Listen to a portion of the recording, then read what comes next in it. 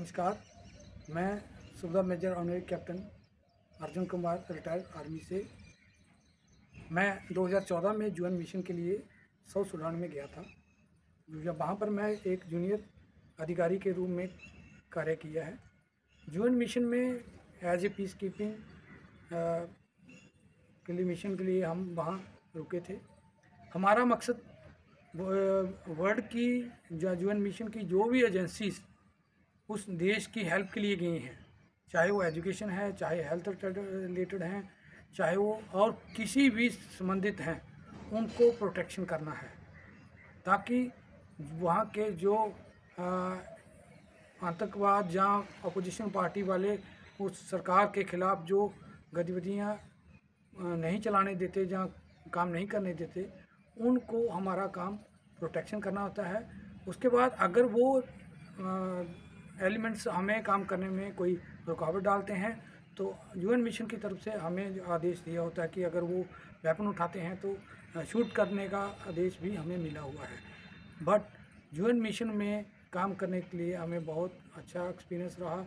वहाँ की जिस भी देश के लिए यूएन मिशन जाता है, आप सब जानते हैं, उनकी हालत बहुत खस्ता होती है।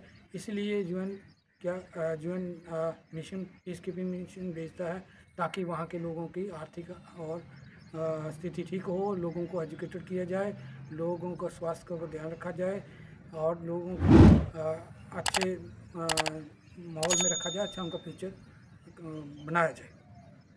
अच्छा सर, जैसे आप साउथ सूडान गए हुए थे शांति मिशन के लिए, यूएन की तरफ से आप गए हुए थे, तो वहाँ पे साउथ सूडान में आपने क्या देखा, क्या प्रॉब्लम्स होती है वहाँ के आम लोगों को? गरीबी है और दवाई है, या कैसी कैसी प्रॉब्लम्स उन लोगों को फेस करनी पड़ती थी वहाँ पे उस टाइम? सबसे पहले तो साउथ सूडान में हमने देखा कि वहाँ की जो जातियाँ हैं, जी सर, जो मिनिस्टर हैं वो आपस में जातियों में बंटे हुए हैं। जी जी, बंटे हुए हैं, उन्होंने लोगों को आपस में जाति के आधार पर लड़ाते रहते हैं।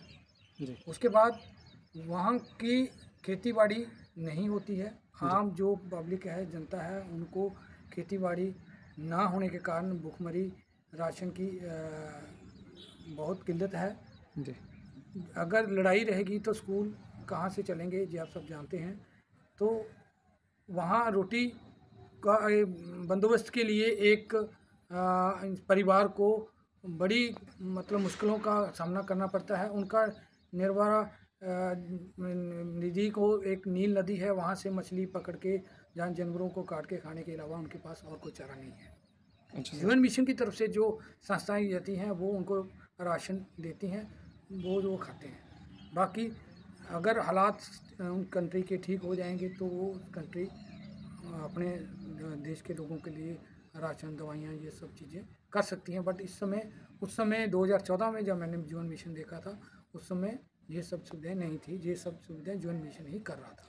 अच्छा सर, उस टाइम पे भी आप जब थे तो क्या आपको वहाँ पे ये प्रॉब्लम आई थी कि नशा जो आज के समय में है कि नशा बहुत गलत तरीके से और बहुत तेज़ी से फैल रहा है, क्या उस टाइम में भी साउथ सूडान में ऐसा था कि नशे में लोग बाग नशे के चंगुल में थे? हाँ, उस समय भी हम देखते थे वहाँ के जो नौजवान हैं और वहाँ के जो लोग हैं वो नशा करते हैं। जी। नशा चाहे मदिरा का हो, देसी मदिरा हो, या और दूसरे नशा था, बहुत सारा नशा था। एक सर मैंने देखा था अभी कुछ टाइम पहले की न्यूज़ है, तो वहाँ पे क्या होता था सर कि लोग नशे के लिए जैसे कोई इंसान है उसकी मृत्यु के बाद उसको दफना दिया गया, तो लोग क्या करते थे सर कि उसकी हड्डी से भी नशा करते थे, उसकी हड्डी से भी कुछ केमिकल ऐड करके नशा किया करते थे। तो नशा जो है तो बहुत बड़ा प्रॉब्लम है दुनिया भर के लिए। उस प्रकार का नशा हमने नहीं देखा है। जी जी, बट नशा देखा है। जी जी, वहाँ की औरतें भी हों चाहे बच्चे भी हों, जी जी, वो घर में बनाई गई देसी मदिरा का सेवन जरूर करते थे। जी जी, और बाकी खेतीबाड़ी के नाम पर वहाँ कुछ नहीं है। जी। तो नील नदी के किनारे रहते हैं वो। और सर वहाँ का यूथ कैसा है सर? क्या वो काम करना चाहता है या फिर वहाँ के यूथ भी अब उस समय पे ख़राब स्थिति में थे, क्या था सर वहाँ की यूथ के लिए? क्योंकि किसी भी जगह की में अगर हमको चेंज लाना है तो वहाँ के जो यूथ है उनका सपोर्ट बहुत ज़्यादा इम्पोर्टेंट होता है। यूथ काम करना चाहती है, जी, जी। यूथ काम कर रही है, तभी तो अपने अपने जो मज़हब के लीडर हैं उनके साथ बंटे हुए हैं और लड़ रहे हैं। जी, जी। यूथ सही है, अगर यूथ को सही काम के लिए लाएंगे, यूथ काम करने के लिए तैयार है और बहुत मेहनती लोग हैं, जी सर। बहुत ही मेहनती लोग हैं। हमने उनको कैंप मेंटेनेंस के लिए जब हम हायर करते थे तो बहुत ही अच्छा काम करते हैं, मेहनती काम। तो एक बार उनको काम बताने के बाद उनको चले जाओ और पूरा काम बता करके वही हो जाते थे। ऐसा नहीं कि वो बीच में काम छोड़ के चले जाते थे। बहुत ही मेहनती लोग हैं।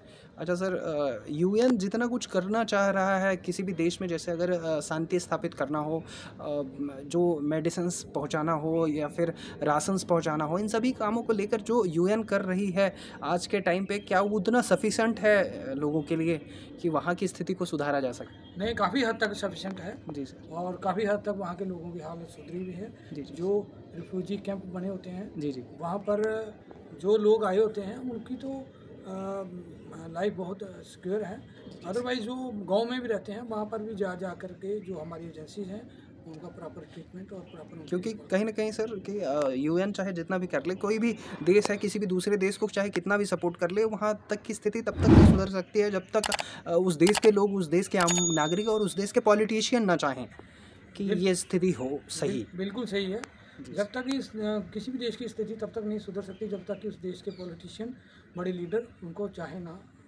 तो वो तो सही है, बट चल रहा है यूएन मिशन और कोशिश कर रहे हैं। धीरे धीरे उनके लीडरों को भी समझ आएगा कि कहाँ कमी है और वो आपस में बैठ के बात करेंगे और अपने देश के लोगों की सुरक्षा करेंगे। तो सर ओवरऑल आपका यूएन मिशन का एक्सपीरियंस कैसा था सर, काम करने का वहाँ का, और कैसा लगा आपको सर उनके लिए सर्विसेज देकर? यूएन मिशन में काम करने का एक्सपीरियंस बहुत ही एक अलग था और बहुत ही साउथ सुडान के लोग बहुत ही अच्छे लोग थे और पूरी आर्मी की लाइफ में जितना एक यूएन मिशन जो काम किया है एक अलग यादगार है।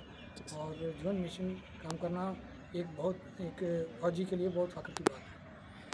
Thank you so much sir, आपने अपना एक्सपीरियंस दिया, आपने अपने काम का यूएन की तरफ से जब आपको शांति के लिए भेजा गया वहाँ पे, तो आपने जो कार्य के लिए या आपने जो कार्य वहाँ किया उसके लिए बहुत बहुत धन्यवाद और थैंक यू सो मच। आपने अपना कीमती वक्त हमें दिया और अपना एक्सपीरियंस हमारे साथ शेयर किया। Thank you so much sir.